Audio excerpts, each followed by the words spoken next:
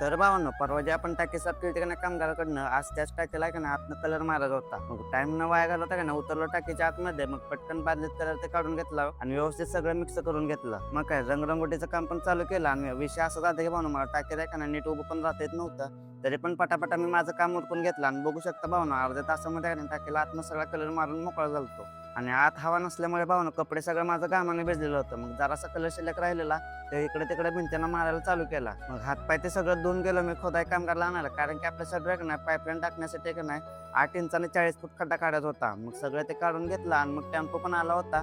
मग मला आहे का नाही एस-एसच्या पाईपा लोड करायचा होता आणि त्यामध्ये भावना मी एकटाच असल्यामुळे अजून तर चांगलाच घाम निघाला माझा.